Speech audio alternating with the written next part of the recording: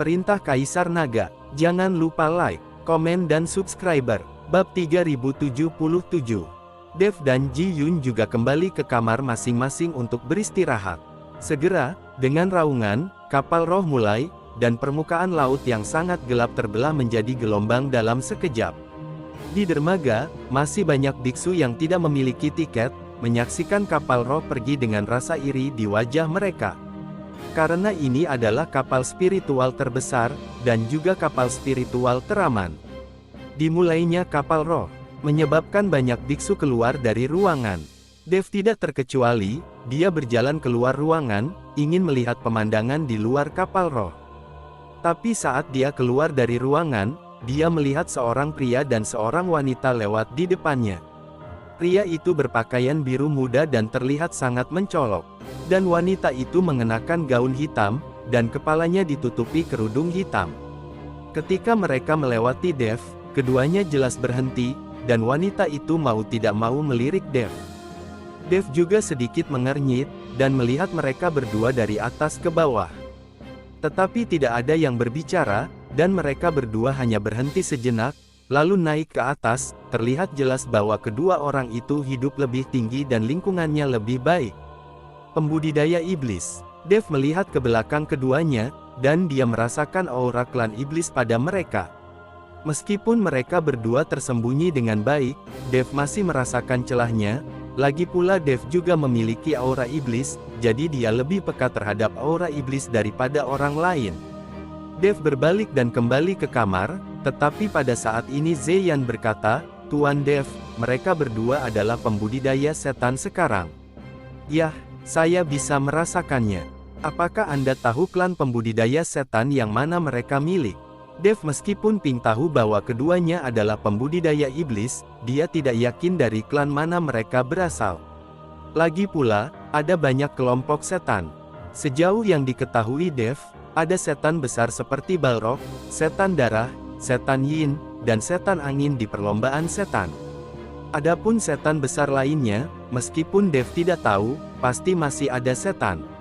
"Aku tidak tahu, aku tidak bisa merasakannya, tapi itu pasti bukan dari klan Balrog. Jika dari klan Balrog, aku akan tahu," kata Zeyan dengan jujur. "Aku tidak menyangka ada setan yang bercampur di kapal roh ini. Sepertinya akan ada masalah di masa depan," kata Dev dengan ekspresi muram. Lagi pula, iblis saat ini adalah tikus yang menyeberang jalan dan semua orang berteriak untuk memukul mereka, apalagi kualitas kedua iblis ini. Jika para biksu di kapal roh mengetahui bahwa mereka adalah iblis, mereka pasti akan bertarung. Tapi di sini di atas lautan tinta, yang berbeda dari daratan, meskipun kapal roh cukup besar, seperti bukit, dan memiliki berkah formasi, kapal itu tidak dapat menahan pertarungan para cultivator es dalam keadaan bugar sama sekali. Jika kapal roh dihancurkan saat itu, semua orang akan menderita karenanya. Ketika Dev memikirkan pria dan wanita itu, kedua orang itu juga membicarakannya pada saat yang sama. "Saudaraku, orang yang baru saja kutemui memiliki aura setan padanya.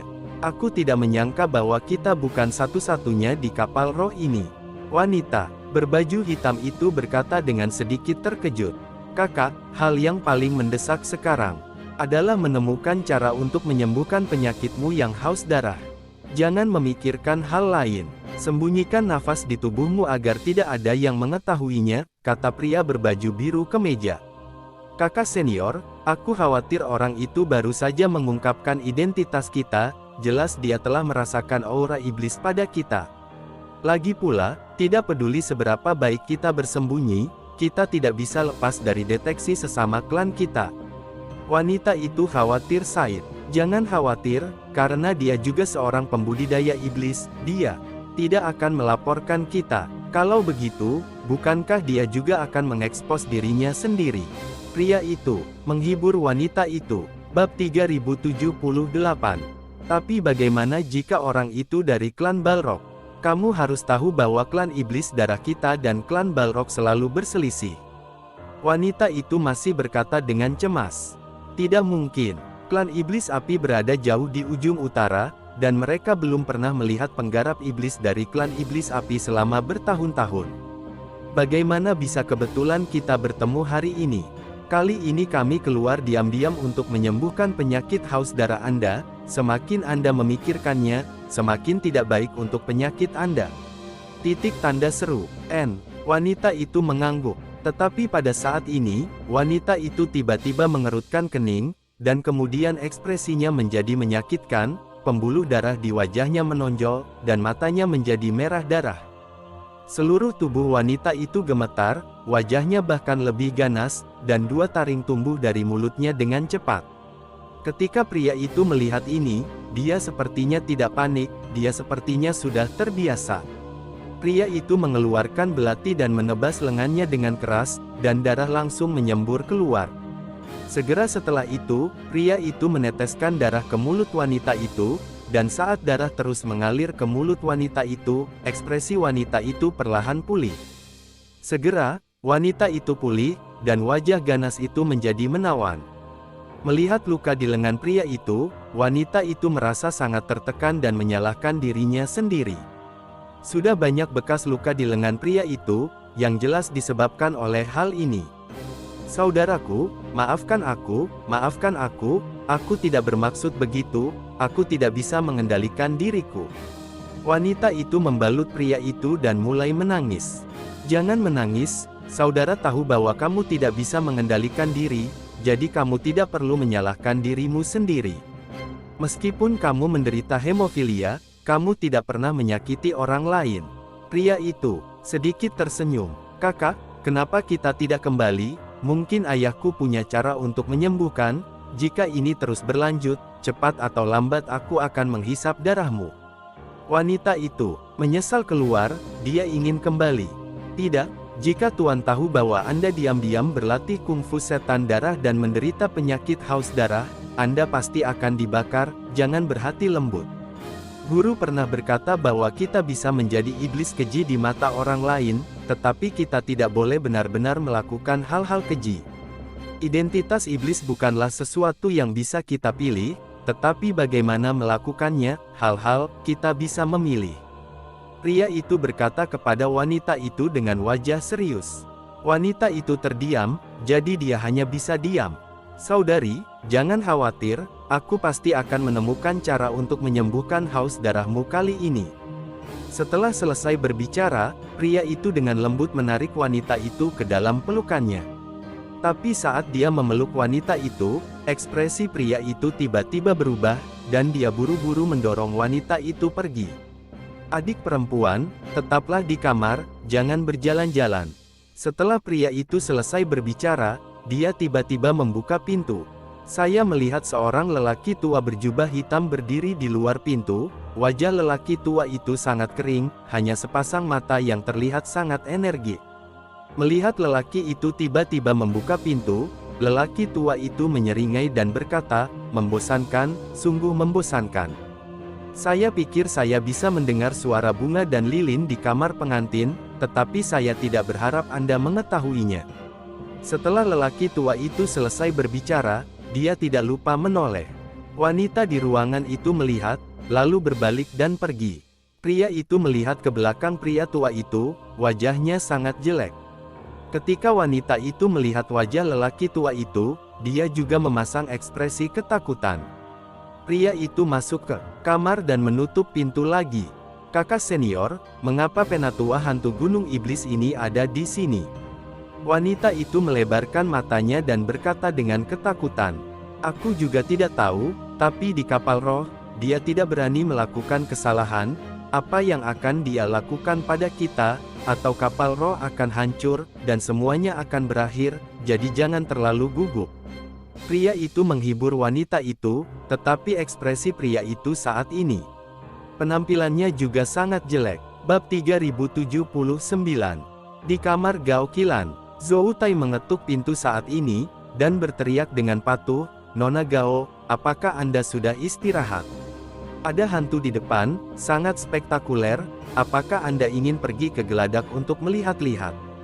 Gao Qilan mendengar, dan kemudian membuka pintu. Zhou Tai melihat Gao Qilan, menunjukkan sikap seperti pesek. "Tunggu sebentar." Gao Qilan meminta Zhou Tai untuk menunggu, lalu pergi memanggil Dev dan Ji Yun. Gao Qilan tidak tahu apa itu hantu, jadi dia memanggil mereka untuk melihat bersama.